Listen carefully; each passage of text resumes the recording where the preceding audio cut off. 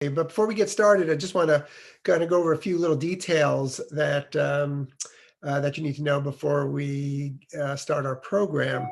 First, I'd like everybody to make sure your mic is muted and your video is turned off. I think that should happen automatically, but in case it's not, please do that. We really just want to see the images of the panelists. So I'm hoping that that you're able to do that. Also, if you choose speaker view, the view icon in the top right-hand corner of your screen, if you choose speaker view, you get to see who's speaking. The images of the person is a little more visually prominent, so I advise you to click on speaker view. Also in the chat box to your right, click on the chat icon at the bottom of your screen. The chat in that chat box, you'll see the Unlimited 2020 link, gallery link, so you'll be able to see images of the artists or any artists able to peruse work from the show if you'd like, so feel free to do that. We're also going to be recording these sessions and putting the link on the PNCA alumni webpage so you can view these discussions after the fact. Also, if you're having any technical difficulties, feel free to put a note in the chat and Faith or I will try to help if we can. But that's a way to kind of get our attention if you need to. And on a different but related note, just want to remind everybody that we are still accepting nominations for the Laura Russo Distinguished Alumni Award, which will be handed out during the 2021 commencement ceremony. The submission deadline is December 7th. And I know we all know some wonderful people who've gone through PNCA who've had an impact on the community and on the art world. So feel free to nominate somebody. There's a link on the PNCA webpage to do that. Okay, I think we're ready to get started. I want to welcome everyone again to what we hope will be a unique opportunity to hear from some PNCA alumni about their individual journeys and their artwork. 4 weeks ago, the Unlimited 2020 exhibition opened, and this year we had over 80 artists participate. I hope you've all taken the time to click on that link and check out the incredible range of creativity by our alumni. Since we can't see the work in person,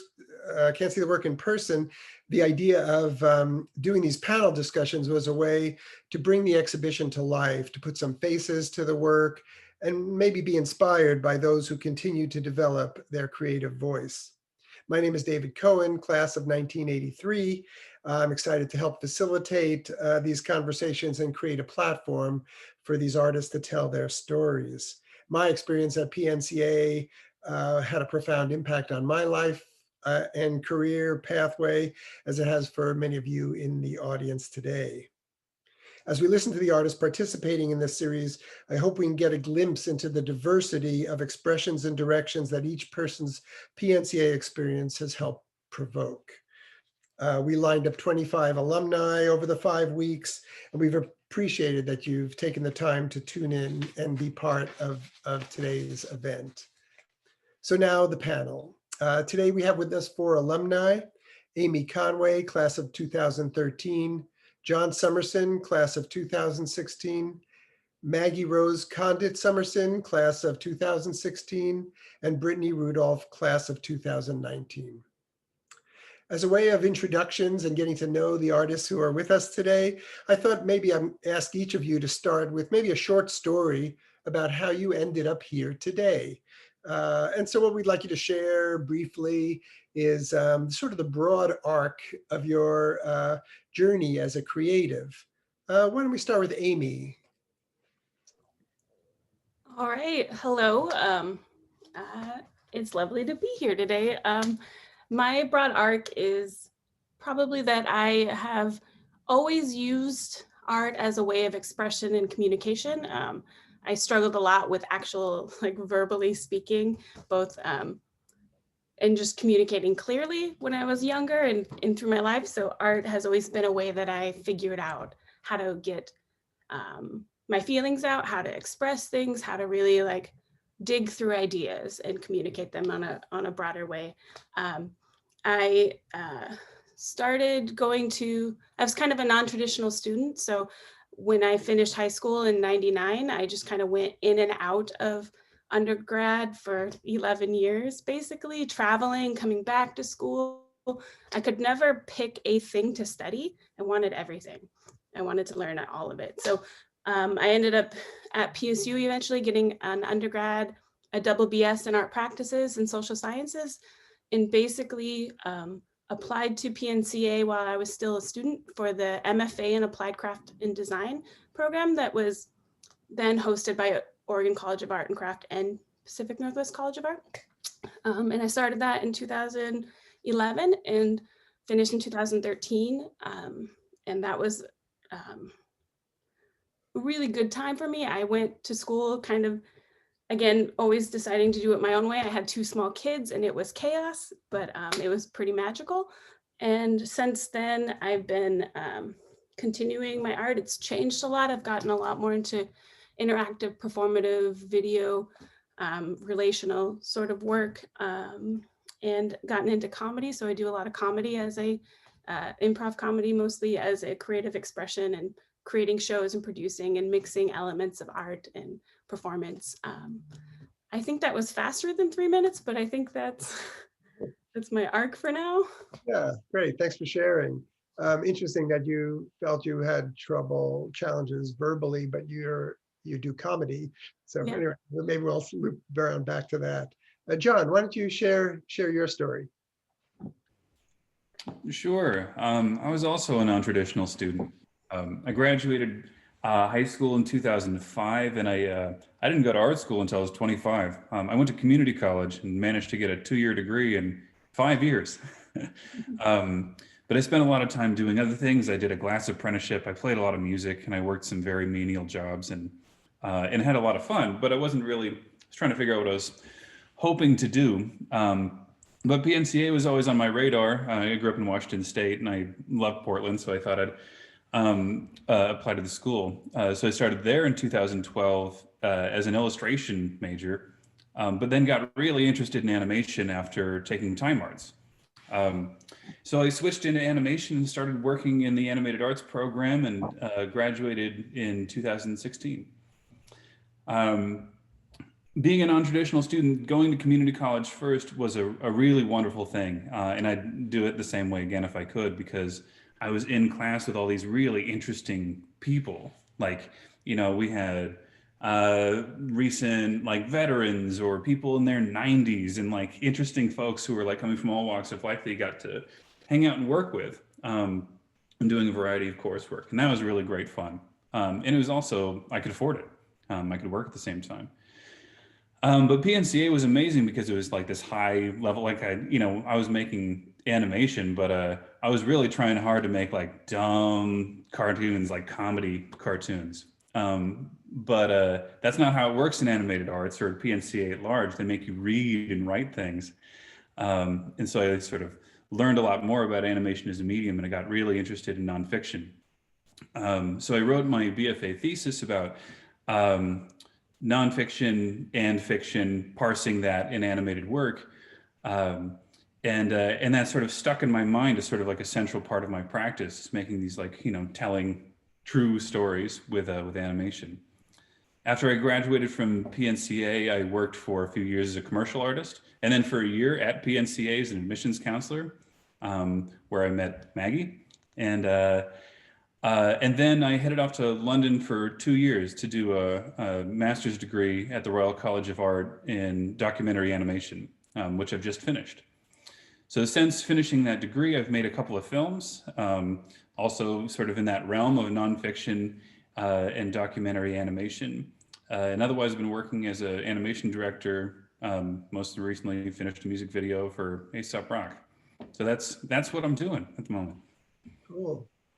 Thank you for sharing. Maggie, why don't you go next? Okie dokie. Hello. So I grew up in Tucson, Arizona, which is where I am currently, and did my BFA here at the U of A. And that's when I realized I really wanted to teach in higher ed in studio art. And so went up to Portland and did my MFA in visual studies at PNCA, and acquired a lot more of an interdisciplinary studio practice and conceptually driven studio practice through that process.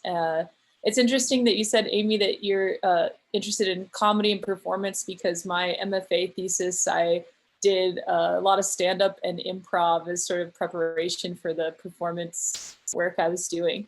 So that's really cool. Portland has a great comedy scene for that. Following my MFA, I stuck around Portland for a while, and myself and a few other members of my cohort formed this collective space called Killjoy Collective, where we hosted, curated a lot of different kinds of shows and works and showed our own work. And during that time, I also worked in the continuing ed program with the youth program at PNCA, and worked as an admissions counselor for a couple of years. And then John and I moved to London, and while he was working on his MA in animation, I was not legally able to work due to visa issues. So I decided to dedicate most of that time to developing my studio practice further and learning a lot of new things. So I taught myself machine sewing, pattern drafting, garment construction, how to build a DIY loom and weaving and all kinds of things. Did some very scrappy sculptural experiments in our very tiny London flat. That was all a very big challenge. And worked a lot on applying to doctorate programs. So we actually came back to the States this summer so that I could start my PhD in art education, and it's a dual PhD in art education and women's gender and sexuality studies at Penn State University. So yeah, I'm really interested in intersectional feminist pedagogies and social justice approaches to art education. And I'm also currently working and making a lot of new work. Cool. Well, thank you. What a great story. Brittany, why don't you share a little bit about your trajectory? Sure. Well, I grew up in Indianapolis, Indiana. I lived there for 25 years. And it took me 6 years to earn a BFA because I started as an English major, interested in screenwriting. And I'd always made art, but and did it all in my spare time. But I took a sculpture class. And prior to that, I was mainly drawing and painting and sort of mixed media, but mainly two-dimensional. And the sculpture class kind of blew my mind because it was like coming home. I realized, oh, this is, while it was like wildly more difficult for me because I'd never done it, it felt very, very much like the way that my ideas manifest, I guess. So I switched from being an English major to enrolling in art full time. And I started in sculpture. And then I think, like many of you, like I found that I was interested in more things than just that. So I started taking furniture classes because I was really interested in learning tools and techniques for building things well, where sculpture doesn't really teach you those things. It's more like a conceptual drive behind the thing that you're making. So I finished my BFA in 2016 with sculpture and furniture and a couple other almost minors. And then I had actually applied to read my second year and was going to transfer to study liberal arts out here. And I kind of chickened out because I had never been to the West Coast and I wasn't sure, as a 19-year-old how I would make that work. But when I finished school, I knew that I wanted to go to graduate school. And I spent a year teaching art at nonprofits and art institutions and working in fabrication. And I applied to the Applied Craft and Design program, which was the last year that Oregon College of Art and Craft hosted it. So I was really grateful to be a part of that craft community. And I graduated last May, which is insane. And since then, I've been working, well, I guess I'll back up a little bit. So I was doing sculpture and furniture with a writing background, and some of my last work as an undergrad was in the idea of making props and performance and like kind of building a place for things. And so when I started my MFA, a lot of the work that I was making was already interdisciplinary, and I was thinking about writing things and interactive and performance and just kind of all over the place. And my final work was an interactive installation in the Bison building, which had a lot to do with feeling at home and belonging and like finding a rest stop. So some of that work has translated into what I've worked on since graduate school. And I recently just finished a backyard playground, which I never imagined myself like building things for children because I feel like I'm too serious. But it actually like makes a lot of sense now that we just finished it. It's like I'm really interested in objects and like structures that hold a place for experience. And so watching the like 3-year-old sort of like play in it, it's like, oh yeah, I'm still like building experiences for people. They're just littler. Yeah, and I guess also 2 of my my peers from ACD last year, we graduated together and we opened a studio called Material Loop in November of last year. And we had a lot of plans for this year, but 2020 had different plans. So we're still working out of that studio together and kind of trying to reconfigure our public facing portion of it. And I've joined a couple online art critique and exchange things to kind of keep momentum going this year while we're at home. So yeah. Cool, thanks. It really interesting this week where it's been heavy on the painters in the last few weeks, and now we have got really no painters, which is fun. Okay, but the next question is really about a word that I really love, and that's curiosity. We are, I think, as artists, we're unique because we have our own sense of curiosity, our own particular curiosity. So I'm wondering what it is that you're all curious about, and ultimately that curiosity leading to, what your work is about, what your creativity is about. So Maggie, actually, why don't you get us started with this idea of kind of what presses your curiosity button?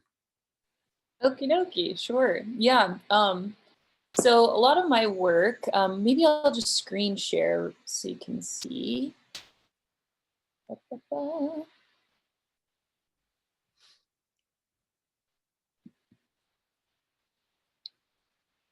Oh, whoop.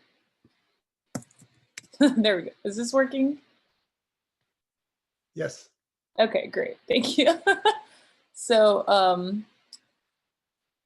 in my work for a while now, I've been sort of accumulating, I use a lot of ready-made objects from places like the grocery store, the cosmetics aisle, antique stores, thrift shops. I accumulate these sort of ready-made objects, and I'm very interested in objects that have these kind of cultural associations with conventional notions of feminine appearance or feminine behavior. And I'm really interested in sort of a feminist abjection and kind of undoing of that, using things like comedy and the grotesque to make ladylike things unladylike and sort of challenge and critique these kind of heteropatriarchal social constructions. And I've created this sort of like visual vocabulary using these materials like sugar cubes, corn syrup, sweet and low packets, maraschino cherries, pearls, tea sets, and I'm also very interested in kind of visual language of horror.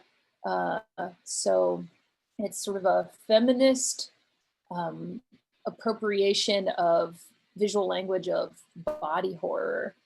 So I can show this quick little video and talk about that. And so I am interested in sort of making the very familiar and very ubiquitous unfamiliar and strange to kind of express my own resentment and alienation of these kind of strict confines of cultural femininity in Western pop culture. So I'm very interested in pulling from all of these kind of pop cultural sources. In my PhD research, I'm looking extensively into like feminist critiques of neoliberalism and the marketplace co-optation of feminist rhetoric and messaging.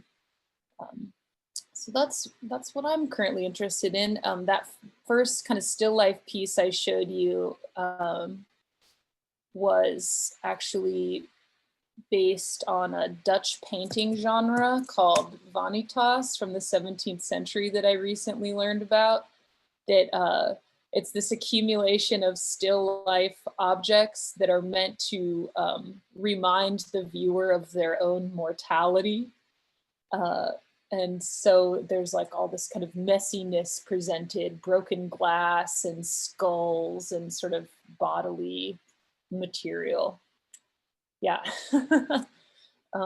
So I'm very interested in this kind of arts-based research approach to these topics and hope to develop through my PhD dissertation maybe a curriculum to teach about representations of feminism and femininity in popular culture. Cool. Yeah. Oh, thanks for sharing. Yeah, let me get out of here. Okay, Brittany, why don't you go next? Talk about your curiosity. You're still muted. Okay, hi, sorry. I didn't realize I was still muted. Well, I think that there are probably a couple big words or umbrellas for what really drives my curiosity, and that's agency, stewardship, and adaptability. And I'll start with agency. And so what interests me about that is kind of like Maggie talked about, a DIY, like learning to do things yourself and taking ownership over how you're making things. So a lot of the things that I work on come from also reclaimed or ready-made objects. I did the Glean residency here in Portland 2 years ago, where we had access to the Metro City dump to glean items for work. And I never really considered or as heavily considered the impact of garbage on our lives and just how much of it accumulates. So a lot of the work that I make really tries to pull from things that are available to use to create new things. And one of those I can share with you is this series that kind of sums up those 3 points of agency, stewardship, and adaptability. And it's a set of garments for a kind of like make-believe character who lives in the future where they need to be visible, but also remain kind of invisible. So they're blending in with the surroundings with kind of the neutral tones, but then have the highlighter, neon, things like that. And they're surviving on their own and making their own clothes and their own environment. And some of the work from Glean also reflects that, with IKEA chairs and other furniture that has been reconstructed and reconsidered into new things there. And then stewardship has been pretty important to me, I think, not just of the land that we occupy, but also how we, oops, you can see my notes. I will stop sharing. How we treat ourselves reflects how we treat other people, and then the earth as well. So really trying to take care of ourselves and take care of other people. I think a lot of what drives the work is an emotional and environmental kind of interaction. A lot of the things that I make reflect my sort of state of being at the time, which I think is probably true for a lot of artists. Like, kind of whatever headspace you're in, your work of that time might reflect what kind of most intrigued you. And so I kind of see the art that I make as a timeline of like an autobiography in a lot of ways. Great. Yeah. Thanks, Brittany. Wonderful. John, why don't you share a little bit about what you're curious about? Yeah, sure. So when I was doing my undergrad, that's where my curiosity started really centering around telling nonfiction stories using animation. And I've been exploring that for a few years now.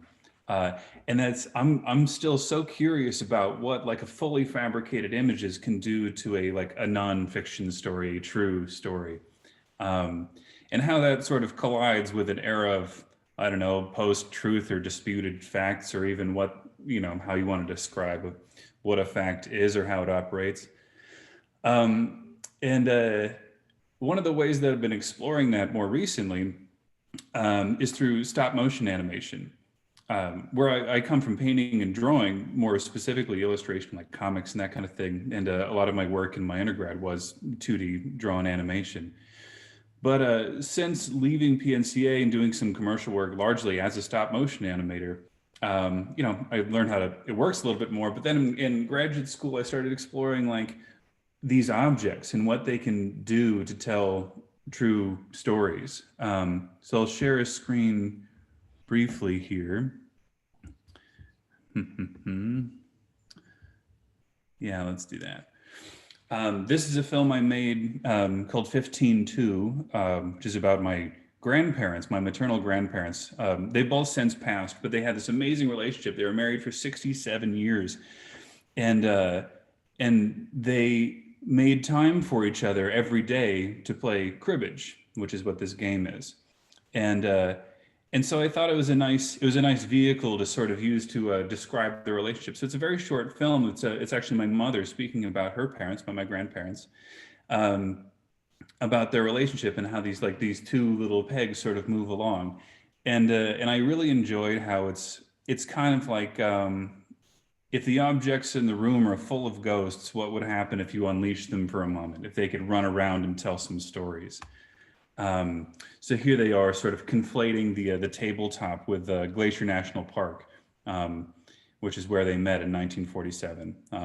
As a side note, Maggie and I built this set when we were making this film. And so it's like maybe 5 feet long, but kind of a fun aside. And then more recently, I made a film about this made-up holiday that my friends and I invented some years ago in 2007 that sort of evolved from a series of parties into a full-blown comedy musical. Anyway, some of the central components are cheap beer, an old pine tree, and buttermilk biscuits. So I thought, in the spirit of unleashing these ghosts inside these objects and letting them speak, I'd turn the biscuit dough into a person. And so this is Evan Marzinski, who's one of the original writers of some of the February material. The film's called February, by the way. And he's actually speaking as this ball of dough.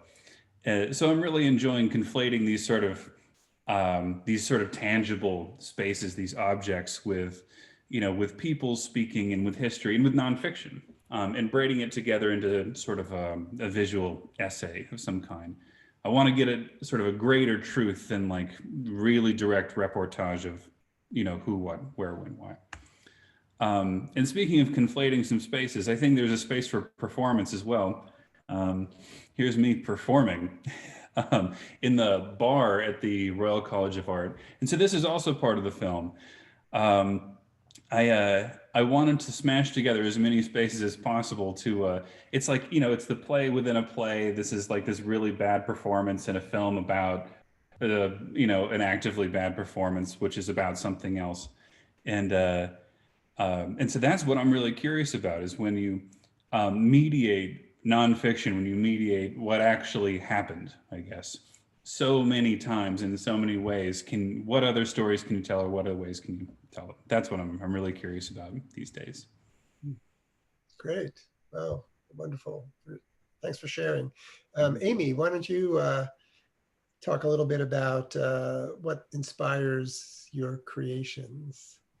I think a lot of what threads together a lot of the things that I work on is a curiosity about people and about how they interact, and also like if I'm doing it right, if I'm being a person in the right way, because I have a lot of we have a lot of like neurodiverse stuff in my family, and it's a lot of stuff that I've explored, and sometimes what I'm exploring in my work is how I'm experiencing things, and like offering it as a way for people to like get into that, get into the way that I'm doing it, and hear how they do it. Like, is it the same? Is it different?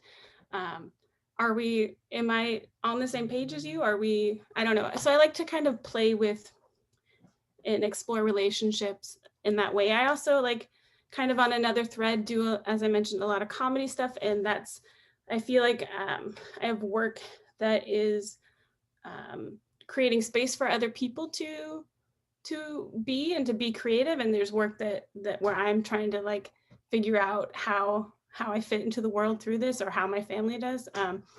Faith, I'm going to share a webpage with you. If you could share it. I couldn't get my screen. It doesn't matter. No one wants to hear about my screen sharing things, but oh, she's not in the meeting. Oh, there she is. It's coming. Okay. Oh, actually, I have a different thing I was going to send to you, Faith. A different work, if that's all right. That I worked. So I've been doing a lot of performative and interactive things in video. And one of the things that, okay, well, maybe we'll just stop screen sharing and we'll just go back to regular. Sorry about this technology stuff. In the past few years, I've had this ongoing project that's called He Moves Like the Ocean that is I've developed with my son, who's now 12. And it's kind of about the way he lives in the world, and the way that I noticed that as he played in the world, it's so, yeah, there it is. It's so, he moves and plays and exists in the world in a way that is completely uninterested in how other people notice or respond to him. And so I developed this, I started recording with him, like his movement and play, and then had a group of musicians and dancers who each received a short clip of his movement, and then dancers learned to move based on him and performed, and musicians improvised based on his movements and performed. If you scroll down a little, there's, we don't really need to hear the video, but maybe there's, so it was a live performance that was about 45 minutes, and this is just a short part of it, but it's kind of an ongoing project. It was supposed to happen this year too, but the pandemic kind of broke public actions. But I kind of got lost in my own talking. A lot of the things that I'm curious about is just sort of how we exist next to each other and also apart from each other. And I used to read a lot of Charles Dickens, and there's this at the beginning of, I think, A Tale of Two Cities, he talks about moving through a city and everyone in every room in every house is a unique individual living their own unique experience. And that is sort of what captures my curiosity in a huge way, is like how every person, and there's billions of us, is like a world unto themselves in so many ways. And I just kind of like to put myself in the way that I work out there and let people play in that if they can, or like interact and feel it out and like create a dialogue of how they work and what they feel, and do they connect? Is it something new that they've never experienced? Is it something that they relate to deeply? I think that's enough of me talking for right now. Good, Amy. Thanks so much. Yeah, so curious. Curious. Everybody's different take on it all and where it all comes from, and very, very interesting. So thanks for all for sharing all that. My next question's about was initially actually about barriers and obstacles, challenges that artists face, that you've faced.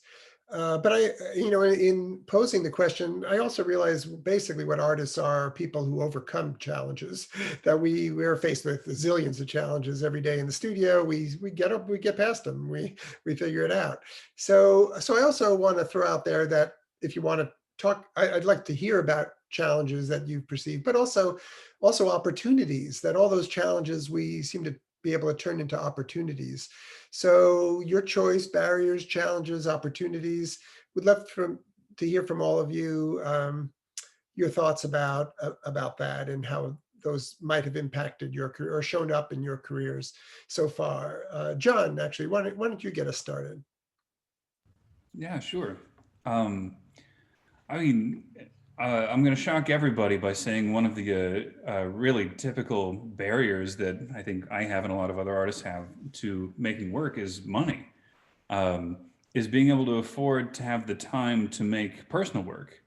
I've been able to cobble together, a few years of income, not very much, but some, by doing commercial art. So working as an animator and as a fabricator, but it's not my own practice. It can build towards it, but that's fine. So that's one of the reasons why I was really pleased to have gone to community college in the first place. And I was pleased to be able to sort of draw a direct line between community college, PNCA, and the Royal College of Art. They're not mutually exclusive ideas.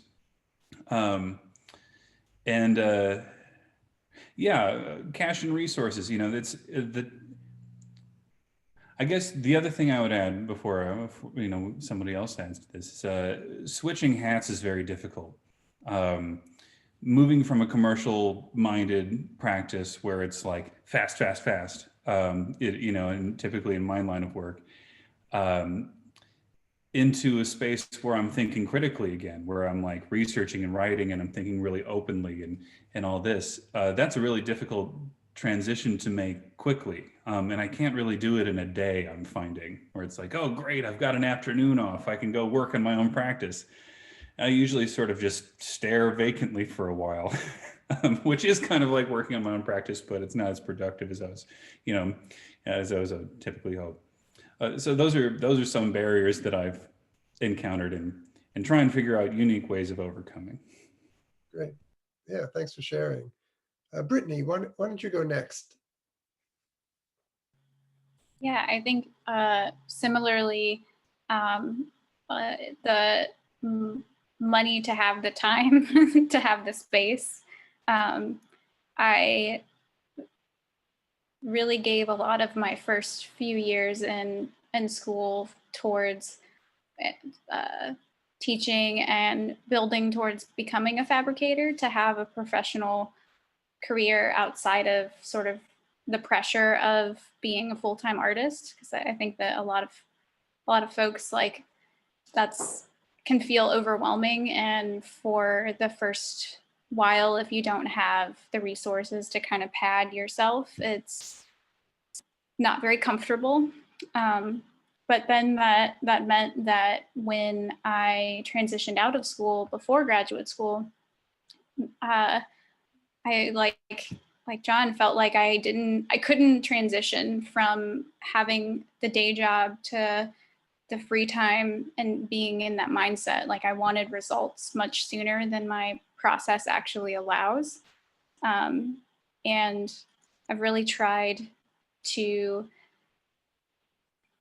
kind of like sit with that more than I wanted to initially, with making small progress and knowing that, like, reading a little bit, writing, like being inspired by things is also part of the creative process for me. So even if it takes me a couple weeks or months to sort of gather and let things sort of sit, that's still creative. Aside from sort of the resources, I think a big challenge for me personally is getting out of my head and the sort of like, maybe the graduate school mentality hasn't totally worn off yet, where I can't make a thing unless I know exactly what it's going to be. And it needs to be this like grand statement and like totally fleshed out and like several works. And so it kind of hinders me some days where I'm like, I just want to make a collage and it means nothing. It's just fun. And yeah, so trying to work through the shifting of headspace, but also like working within my own headspace of like, oh no, it's okay to do things for fun. Thanks. Kind of what I heard from actually both John and Brittany was this sort of sense of, we have these expectations around time, like we've only got so much time, we've got to, or by this amount of time, I should have gotten this done.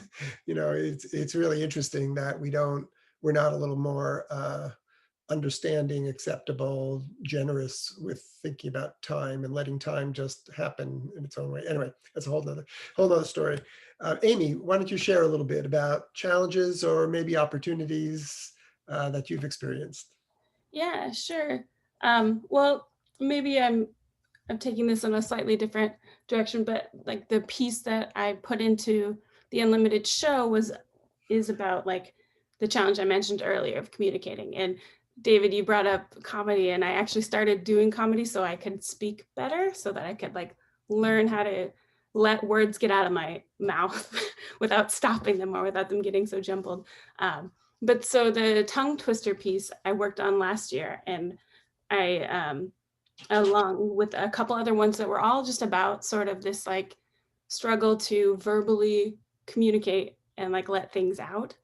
So that was something that I've had to work really hard on, like doing comedy. And like after my MFA thesis practicum talk, and just like how awful that was for me to do, because I was so bad and so had lacked so much confidence in my voice. Like, so that's been something that like graduate school really gave me a boost in that. And then like learning how to speak, and then like making work about learning how to speak right now, because it's so present in my mind.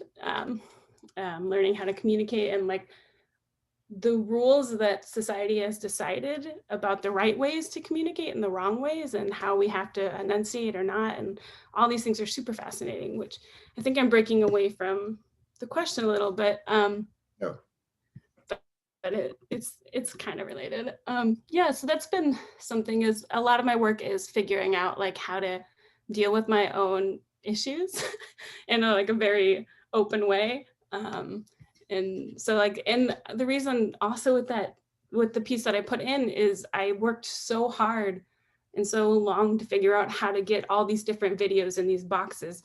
And now we live that way. And it was that like, that reality was really humorous in maybe not, I don't know, it was humorous to me that like, it was so much effort to make this these squares and these faces and these boxes and for it to run. And now it's what we look at all the time. And that was just, I don't know, it was too weird to not put out there somewhere. With making work regularly, I found since graduating, it's definitely been like, I only want to make things if there's a purpose for them because of resources of both money and time and, you know, making more waste. I don't want to do that. So I've turned a lot towards more active and performative or media-based stuff that just doesn't create more things unless I really know that it has a place.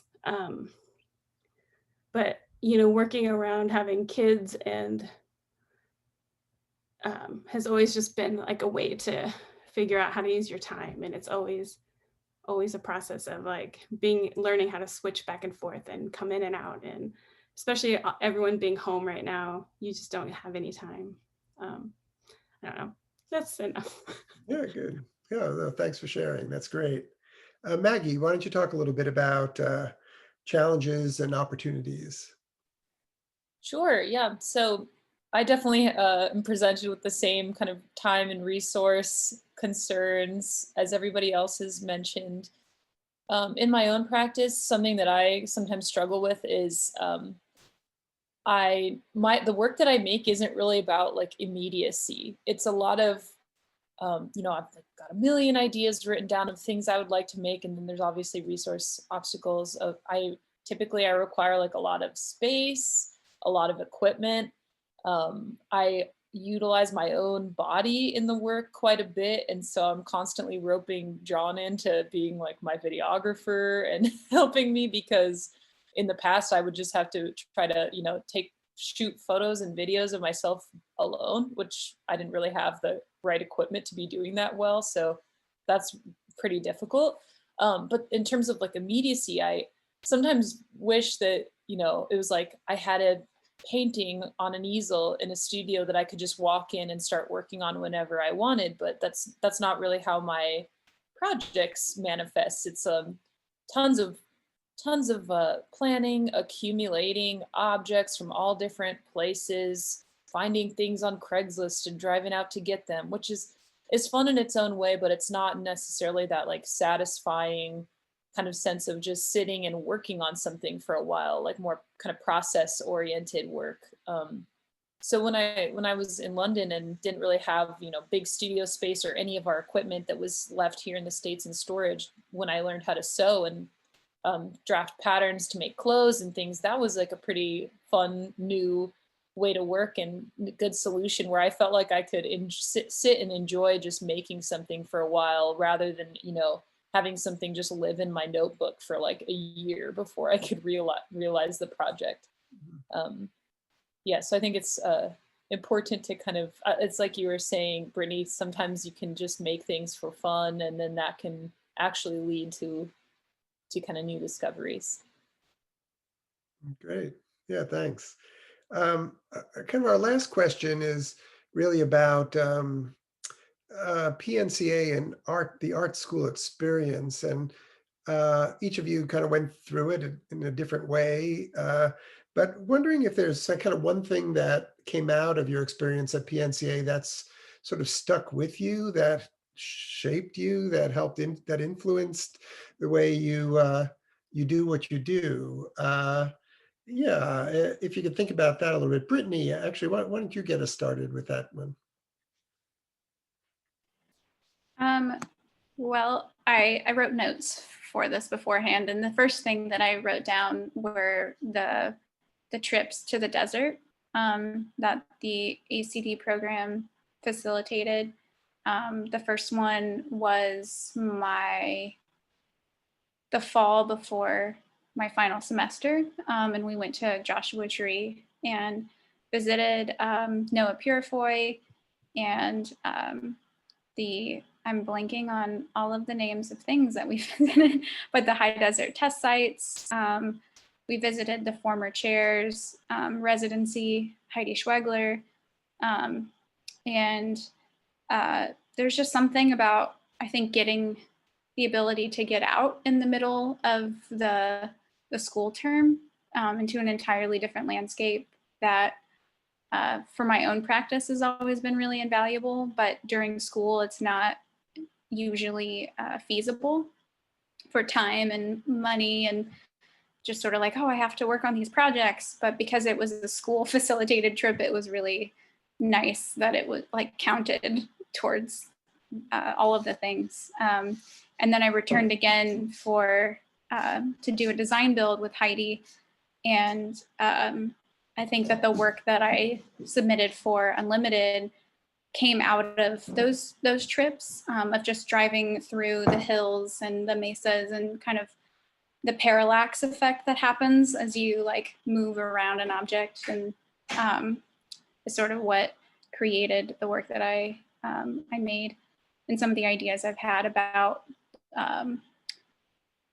the desert being a spot of like the idea that there isn't life there, that it's just a like desolate or empty and full of like snakes and scorpions that are scary. And I'm sure like Maggie and John, like living in Arizona, like I think it's different for people that probably grew up there, but for people that have lived in landscapes totally different for most of their life, it's like, this is so different than anything that you're used to, but I was really fascinated by it. And then the other part of what school provided was meeting my current studio mates and really like finding my people, I guess, because I moved for school, so I didn't know anyone here when I moved, and we have been friends since, and are really working towards something that we believe in. And then, yeah, I don't think that I will ever have sort of the unlimited time and like goading to develop work in the way that being a grad student does to you. So that was pretty invaluable. Great, thanks for sharing. Maggie, why don't you go next? PNCA and your time here. What did that do? Yeah, so similarly, the peers in my cohort in visual studies were amazing. I had excellent relationships with, the faculty and my mentors and everything like that. And the access to the Portland art community was amazing for me. But, as an institution overall, PNCA really has a rigorous approach to, research-driven studio practice, which is not the case everywhere.